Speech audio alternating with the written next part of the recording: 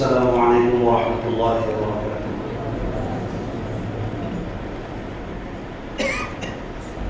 الحمد للہ نحمده ونستعینه ونستغفره ونؤمن به ونتوکل علیہ ونعوذ باللہ من شرور انفسنا ومن سیئات اعمالنا من يهده الله فلا مضل له ومن يضلل فلا هادي له ونشهد أن لا إله إلا الله وحده لا شريك له ونشهد أن سيدنا ومولانا محمدا عبده ورسوله أما بعد فأعوذ بالله من الشيطان الرجيم بسم الله الرحمن الرحيم لقد من الله على المؤمنين إذ بعث فيهم رسولا من أنفسهم يتلو عليهم آياته ويزكيهم ويعلمهم الكتاب والحكمة وإن كانوا من قبل لفي ضلال مبين صدق الله العظيم۔ میرے والد احترام بزرگوں اور بھائیوں اور اسلام کے بھائیوں فرزندوں اور عزیز نوجوان دوستوں، اللہ تبارک و تعالیٰ کا احسان و کرم ہے کہ اللہ تعالیٰ نے ہم سب کو اپنے پیارے نبی حضرت محمد صلی اللہ علیہ وسلم کی امت کو پیدا کیا۔ معزز حاضرین، اللہ تعالیٰ نے جہاں ہمیں اور بھی ذمہ داریوں سے جوڑا ہے، ایک بہت بڑی ذمہ داری ہماری ایسی ہے جس کے بھولنے کی وجہ سے آج ہم غلط راستے پر چل پڑے ہیں یا اعمال کے اندر غفلت اور سستی پیدا ہو گئی ہے، اور جس درجے کا ایمان ہونا چاہیے اس درجے کے اندر کافی کمی آ چکی ہے۔ ہم بہت سارے کام کرتے ہیں اور کام کو اہمیت بھی دیتے ہیں اور اہمیت دینا بھی چاہیے۔ انسانی ضرورت سے وابستہ جتنے بھی کام ہو سکتے ہیں انسان اس کو ضروری سمجھتا ہے اور کرتا ہے، لیکن جو انسان اپنے جسم کو پالنے کے لیے، اپنی زندگی کے لیے، اپنی ضروریات زندگی کے لیے سب کچھ کر سکتا ہے، ہر قربانی دے سکتا ہے، لیکن اگر وہ اس قربانی کے بیچ، اپنے جسم کو پالنے کے بیچ اگر وہ یہ بھول جا رہا ہے کہ اللہ تبارک و تعالیٰ نے میرے جسم و جان کو کیوں پیدا کیا، تو یہ اس کی بہت بڑی غلطی ثابت ہوگی۔ اور جن لوگوں نے یہ سمجھ لیا کہ اللہ تبارک و تعالیٰ نے یہ جسم و جان جو ہمیں نصیب فرمائی ہے یہ بہت اہمیت کا حامل ہے، اس کا بھی کوئی مقصد ہوگا، صرف مقصد یہ نہیں کہ ہم پیدا ہو جائیں اور اپنی ضروریات زندگی اکٹھا کرتے کرتے قبر میں چلے جائیں، یہ مقصد زندگی نہیں ہے، یہ تو ضروریات زندگی ہے۔ اگر ہم اس جسم و جان کے لیے، اس جسم و جان کو ٹھیک کرنے کے لیے، آرام پہنچانے کے لیے، راحت پہنچانے کے لیے، ہر طرح کی قربانی کے لیے ہمیشہ تیار رہتے ہیں کہ میرے جسم کو کوئی تکلیف نہ پہنچے، میرے دل کو کوئی تکلیف نہ پہنچے، مجھے کوئی ٹھیس نہ لگے، میں بے سکونی کی تکلیف میں مبتلا نہ ہو جاؤں، ہر طرف اور ہر وقت ایک ہی فکر رہتی ہے کہ میں کس طرح بہترین انداز میں رہوں، مجھے کوئی تکلیف نہ ہو۔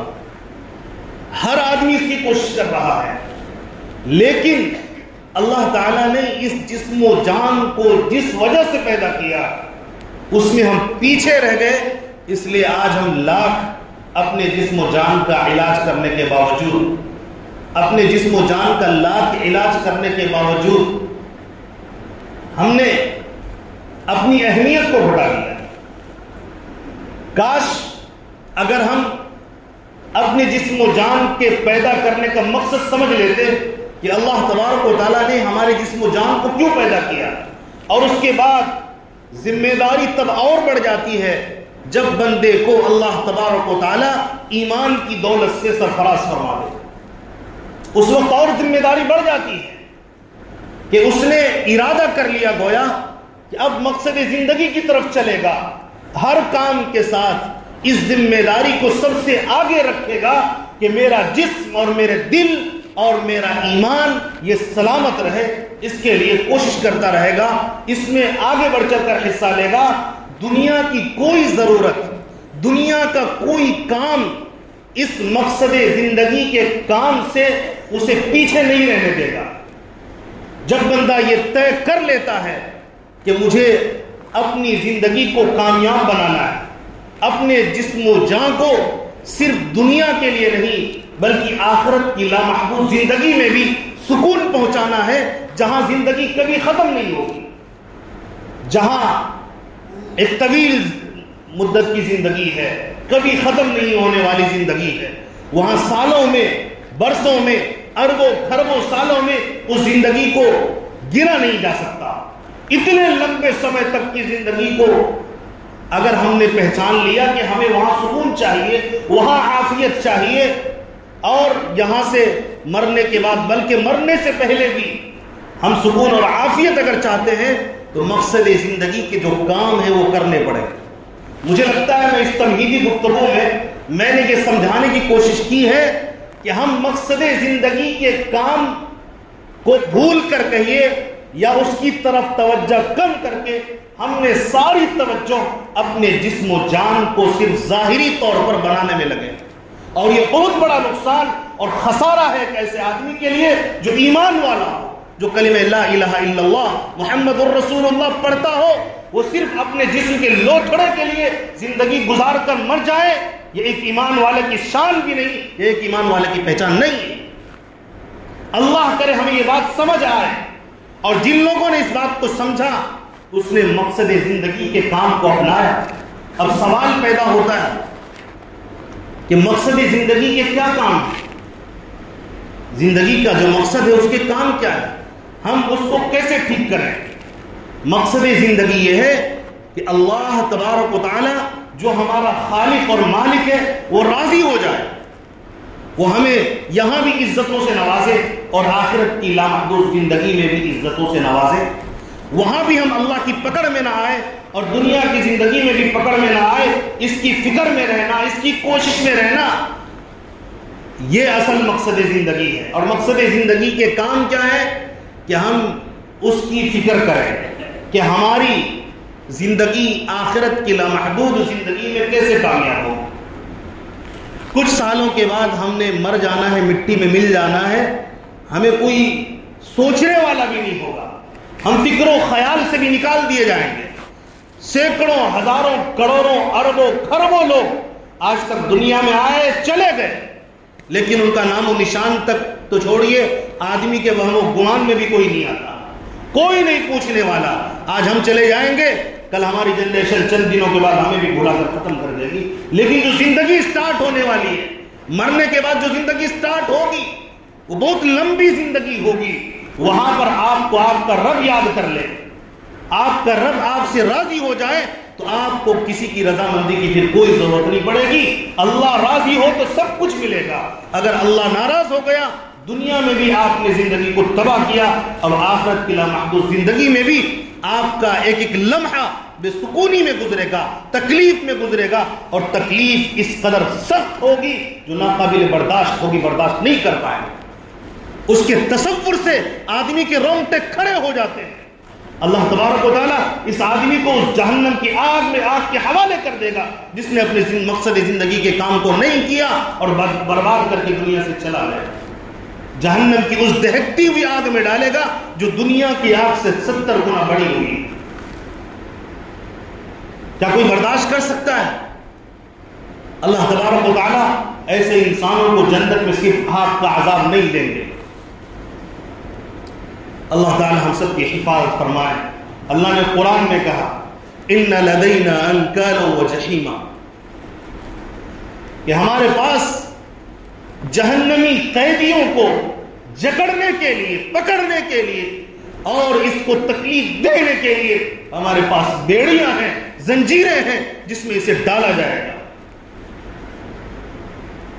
اور جہنم کی دہکتی ہوئی آگ، وَطَعَامًا ذَا غُصَّةٍ وَعَذَابًا أَلِيمًا، اور جو اس کو بھوک لگے گی، بھوک کی شدت اتنی خطرناک ہوگی، اس کے سامنے جو بھی اس ٹائم پہ پھینک دیا جائے گا اس کے کھانے پر مجبور ہوگا. اللہ نے قرآن میں کہا وَطَعَامًا ذَا غُصَّةٍ وَعَذَابًا أَلِيمًا، یہ کھانا اتنا سخت ہوگا، اٹکنے والا کھانا ہوگا، یہ اتنی آسانی سے اپنے حلق کے نیچے نہیں اتار پائے. اللہ ہم سب کی حفاظت فرمائے. اسی طرح اللہ نے قرآن میں ایک جگہ فرمایا ثُمَّ صُبُّوا فَوْقَ رَأْسِهِ مِنْ عَذَابِ الْحَمِيمِ، اس بدبخت کو جہنم کے بیچوں بیچ لے جاؤ اور جا کر اس کے سر پر پانی ڈالو کھولتا ہوا، جس سے اس کی چمڑی، گوشت پوست اور لوتھڑے سب بھسم ہو جائے، جل کر ختم ہو جائے، لیکن اس کی جان باقی جس سے تڑپتا ہے. لیکن کوئی پرسان حل نہیں ہوگا. ہم کس چکر میں پڑے ہوئے ہیں، ہم کس سوچ میں مبتلا ہو چکے ہیں. ہم نے صرف اپنی بدن کو پالا، تو مرنے کے بعد یہ بدن جس کو ہم نے پالا یہ صحیح سالم نہیں رہیں گے. نہ قبر میں صحیح سالم ہے، نہ آخرت کی لامحدود زندگی میں یہ جسم صحیح سالم ہوگا. تو مقصد کیا ہے؟ اس مقصد کی طرف آئیے. میں نے قرآن پاک کی آیت آپ کے سامنے پڑھی.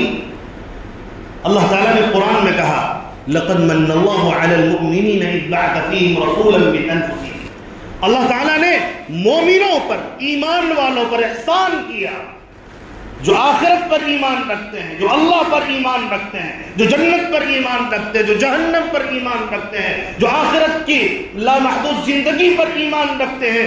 اللہ نے ان پر احسان کیا اور انہی میں سے ایک رسول کو بھیجا. رسول آئے، انہوں نے 4 کام کیے. سب سے پہلا کام رسول پاک علیہ السلام نے کیا یتلو علیہم آیاتی، اپنی امت کو قرآن پاک کی آیات پڑھ کر سنائے، اپنی امت کو قرآن پاک کی آیات کی تعلیم دی، الفاظ کی تعلیم دی. یتلو علیہم آیاتی، نبی پاک علیہ السلام نے یہ تعلیم دی. دوسری تعلیم وَيُزَكِّيهِمْ، ان کے دلوں پر کفر و شرک کی جو گندگی تھی نبی پاک علیہ السلام نے ان کے باطل ہونے کو بتایا، ان کے غلط ہونے کو بتا کر ان کے دلوں سے کفر و شرک کی گندگی کو پاک کیا اور گناہوں سے پاک کیا، جرائم سے پاک کیا. جتنے جرائم آپ سوچ سکتے ہیں وہ تمام جرائم میں مبتلا تھے. پیارے نبی پاک علیہ السلام نے دوسرا کام یہ کیا کہ ان کے دلوں کا تزکیہ کیا ایمان لانے کے بعد. وَيُعَلِّمُهُمُ الْكِتَابَ، اور قرآن پاک کی تعلیم دی تاکہ وہ زندگی کا ایک ایک لمحہ، زندگی کا ایک ایک قدم وہ اللہ کے حکموں کے مطابق، اللہ کی خوشنودی کے لیے، اللہ کو راضی کرنے کے لیے وہ قرآن کے مطابق گزار سکے. تو نبی پاک علیہ السلام نے قرآن پاک کی تعلیم دی. احادیث کا اتنا بڑا ذخیرہ جو بخاری میں ہے، جو مسلم میں ہے، جو ترمذی میں ہے، جو ابن ماجہ میں ہے، جو ابو داؤد میں ہے اور احادیث کی بڑی بڑی کتابوں میں ہے. یہ پیارے نبی پاک علیہ السلام نے قرآن پاک کی تعلیم ہمیں دی ہے کہ ہمیں یوں چلنا چاہیے، ہمیں اس طرح چلنا چاہیے، ہمیں زندگی یوں گزارنا چاہیے. اللہ کی رضامندی اس میں ہے، اللہ ناراض اس سے ہوتا ہے، اس سے رک جاؤ. نبی پاک علیہ السلام نے اپنے قول سے بھی، اپنے فعل سے بھی، اپنے عمل سے صحابہ کرام کو تعلیم دی اور فرمایا کہ تیسرا چوتھا کام نبی پاک علیہ السلام نے کیا والحکمہ، حکمت، عقل مندی اور دانائی کی باتیں، یعنی شریعت میں غور و فکر کرنے کی تعلیم، شریعت میں غور و فکر کر کے ایک صحیح نتیجے تک عقلی اعتبار سے پہنچنا. اور نبی پاک علیہ السلام نے جو ہمیں شریعت دی ہے اس شریعت کے اعتبار سے صحیح نتیجے تک پہنچنے کی اور اس پر کامل سمجھ کی نبی پاک علیہ السلام نے امت کو تعلیم دی. یہ رسول پاک علیہ السلام کا کام.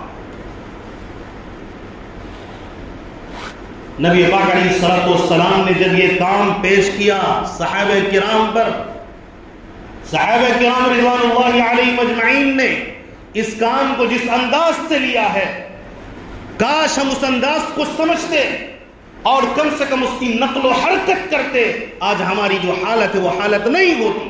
ہم اس حالت میں نہیں مرتے جب بندہ ذلیل ہو کر مر رہا ہوتا ہے، نہ شریعت و سنت کا پاس و لحاظ کر کے مرا، نہ اللہ کو راضی کر کے مرا. ایسی ذلیل موت سے ہم بچ جاتے. ہم نے صحابہ کرام کو دیکھنے کے باوجود، یعنی احادیث میں قرآن میں پڑھنے کے باوجود، ہم نے صحابہ کرام کی زندگی کو پیچھے رکھ دیا. ہم نے آج کل کے لوگوں کو یا ماحولی زندگی کو یا شیطان کے نقش قدم پر چل کر یا اپنا جو من میں آ رہا ہے، نفس پرستی جس کو کہتے ہیں، نفس کے غلام بن کر ہم نے نفس کی غلامی کو ترجیح دی صحابہ کے مقابلے میں. صحابہ کی زندگی کو ہم پڑھتے ہوئے بھی اس کے باوجود ہم نے صحابہ کرام کی زندگی کو چھوڑ دیا. اس کے باوجود ہمیں یہ سب، اس سے بڑا مسئلہ یہ ہے میرے بھائی کہ ان کے سامنے صحابہ کی زندگی بیان کیا جائے کہ صحابہ کرام رضوان اللہ علیہم اجمعین نے آیات کی تلاوت، جو نبی پاک علیہ الصلوۃ والسلام کا پہلا کام تھا، اس آیات کو محفوظ کرنے کے لیے صحابہ کرام نے اس کو یاد کرنا شروع کیا. جو چیز ملا اس کو پاک صاف کیا، اس پر آیات کو نوٹ کیا، اس کو یاد کیا ہے. اس وقت میں یہ کاپی کے پیجز نہیں ہوتے تھے، اس وقت میں یہ کاغذ نہیں ہوتے تھے. کپڑوں پر لکھ لیا، یا تو پاک صاف کر کے ہڈیوں پر لکھ لیا یا پتوں پر لکھ لیا. صحابہ کرام کو جس طرح میسر ہوا اس کو لکھ کر، ساری قربانیاں دیکھ کر، ایک ایک آیت کو جس طرح نبی پاک علیہ الصلوۃ والسلام نے انہیں پڑھ کر سنایا. اسباب کم تھے، اس کے باوجود انہوں نے پورا کا پورا قرآن اپنے سینے میں من وعن اتارا، اور اللہ تعالیٰ نے ان کو قبول فرمایا کہ وہ سب سے پہلے نبی پاک علیہ الصلوۃ والسلام کے اولین شاگرد بنے. اور پہنچانے کی جو ذمہ داری تھی صحابہ کرام کو بھی پتا تھا، اور اللہ تبارک و تعالیٰ نے ہمارے اور آپ کے آقا حضرت محمد صلی اللہ علیہ وسلم کو آخری نبی بنا کر بھیجنے کے بعد، پیارے نبی پاک علیہ الصلوۃ والسلام کے وفات، دنیا سے پردہ فرمانے کے بعد یہ ذمہ داری صحابہ پر، یہ ذمہ داری تابعین پر، یہ ذمہ داری تبع تابعین پر، یہ بعد میں آنے والی جو بھی نبی کو ماننے والی قوم ہے، مرد ہو یا عورت ہو، ہر ایک کی ذمہ داری تھی وہ قرآن پاک کے الفاظ کو یاد کرتے، امت کے ایک ایک فرد تک پہنچاتے. جس طرح صحابہ کرام نے ہر قربانی دینا پسند کیا، اپنی جان کو خطرے میں ڈالا، لیکن قرآن پاک کی آیات کو انہوں نے نہیں چھوڑا. وہ پہنچاتے رہے، وہ تعلیم دیتے رہے. ان کو گھر بار چھوڑنا پڑا، گوارا کر لیا. ان کو بیوی بچہ چھوڑنا پڑا، گوارا کیا. بھوکے پیاسے رہنا پڑا، گوارا کیا.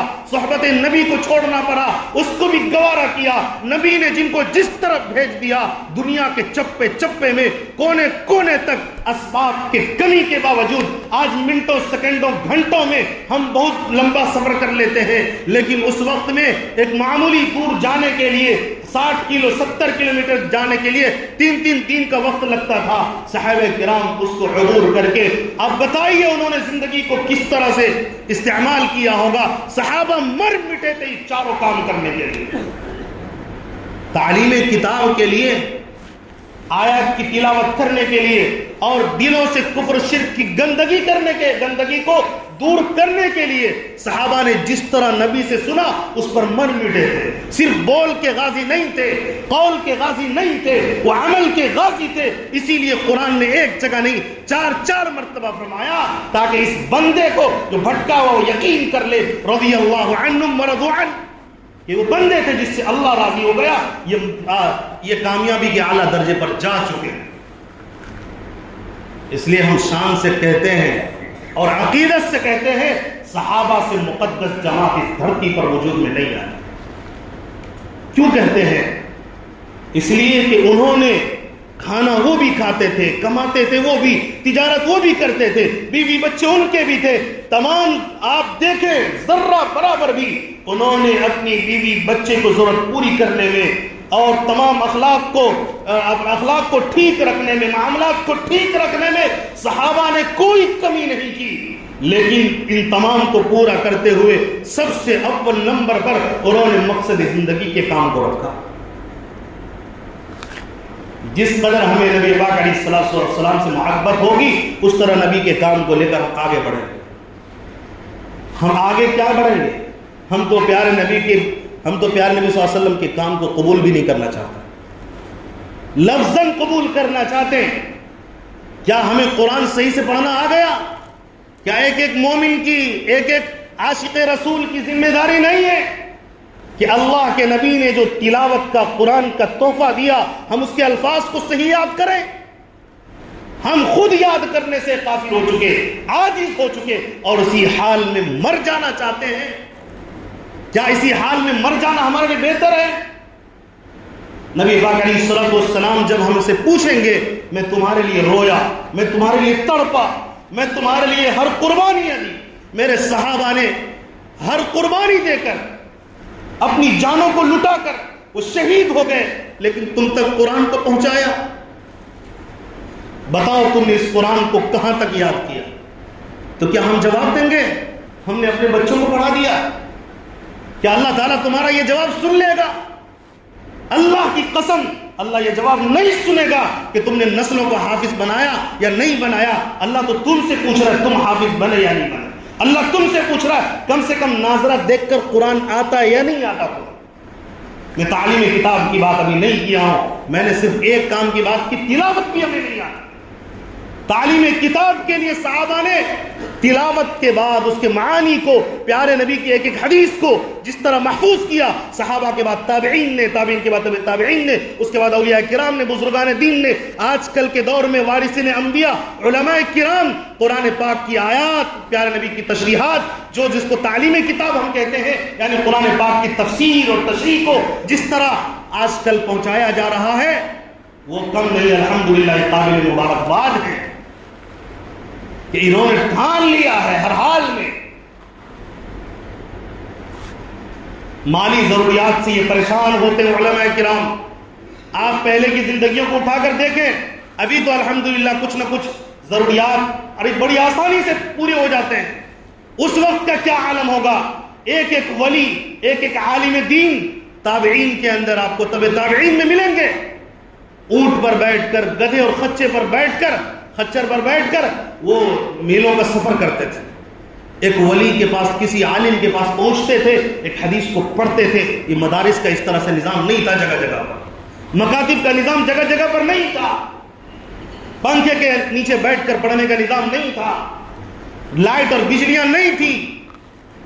وہ موم بتی جلا کر یا کسی چیز سے چراغ جلا کر اور اس کی روشنی میں یا چاند کی روشنی میں بیٹھ کر وہ پڑھ لیا کرتے تھے.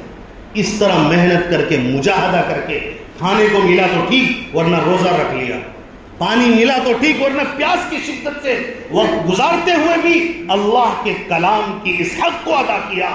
یہی حق ادا کرنے کا انہیں اجر ملا کہ بعد میں چل کے صحابہ کرام کے بعد مقدس جماعت میں شامل ہونے والے حضرت امام ابو حنیفہ رحمۃ اللہ علیہ اتنے بڑے امام اعظم بنے, امام شافعی, امام احمد بن حنبل, امام مالک, اور اس کے بعد بڑے بڑے اولیاء کرام, بزرگان دین, مجتہدین, امام محمد رحمۃ اللہ علیہ, قاضی ابو یوسف رحمۃ اللہ علیہ, اسی طرح محدثین میں حضرت امام بخاری, امام مسلم, امام ترمذی, امام ابن ماجہ, امام النسائی. یہ وہ عاشقان رسول ہیں جنہوں نے اپنا تن من دھن لگا کے ان کی زندگیوں کو تو پڑھیے تو صحیح. آپ کی آنکھوں سے آنسو نہ نکل گئے تو مجھے آپ کہیں. حضرت امام بخاری رحمۃ اللہ علیہ کو جیل میں بند کیا گیا, حضرت امام ابو حنیفہ رحمۃ اللہ علیہ کو حق پر قائم رہنے کی وجہ سے جیل کی سلاخوں کے پیچھے انہیں رہنا پڑا اور جیل میں رہ کر انہیں کوڑے کھانے پڑے. لیکن اللہ تعالیٰ نے مقام کتنا اونچا کیا. مجتہد میں سب سے بڑا مقام امام ابو حنیفہ کا, محدثین میں سب سے بڑا مقام امام بخاری کا. آپ ہر ایک محدث کی آپ زندگی اٹھا کے پڑھیے. وسائل نہیں, ہمارے پاس وسائل ہیں, علماء ہیں, حفاظ ہیں, جب چاہے علماء سے مل لیں, جب چاہے مدرسے میں چلے جائیں, جب چاہے مسجد میں چلے جائیں. لیکن اللہ معاف کرے اس ایسی غفلت سے ہم نے دنیا کی زندگی کو ایسی ترجیح دی, ہم نے قرآن پاک کی آیات کو بھی یاد نہیں کیا. قرآن کی تفسیر کی بات میں نہیں کر رہا, وہ تو ہم تو کچھ نہیں جانتے. بس ہم نے یہ سوچ لیا ہمارے امام صاحب جو بتا دیں گے بس وہی ہے, وہ تھوڑا کم بتا دے, زیادہ بتا دے, جو ٹھیک ہے سب بات ہو گیا, بس اتنا ہی کرنا. ہمارے مولانا نے جو بتا دیا بس ہو گیا, ہمیں حاصل نہیں کرنا ہے. چاہے وہ ہم سمجھ کر عمل کر رہے ہیں یا نہیں کر رہے، اس میں کوئی واسطہ نہیں۔ اسی طرح اپنے دلوں کو پاک صاف کرنا، کفر و شرک کی گندگیوں کے ساتھ ساتھ دنیا کی محبت سے اپنے آپ کو خالی کر کے اللہ کی محبت اپنے دلوں کے اندر ڈالنا، قرآن کی محبت اپنے دلوں میں ڈالنا، پیارے آقا کی محبت کو ترجیح دینا۔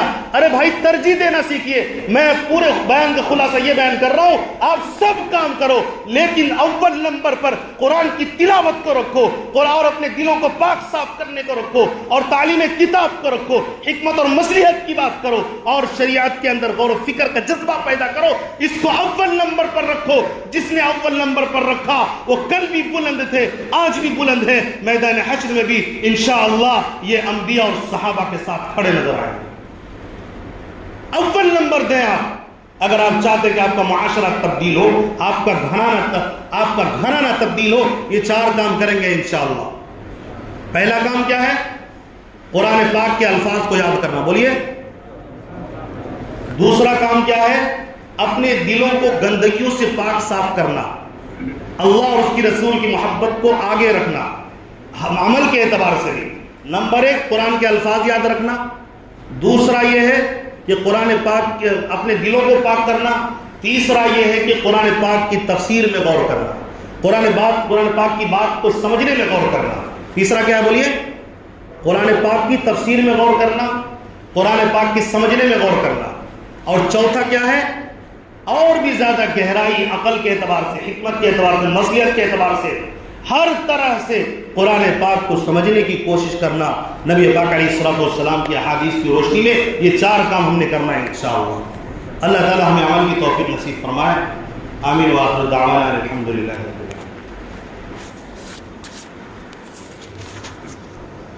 السلام علیکم۔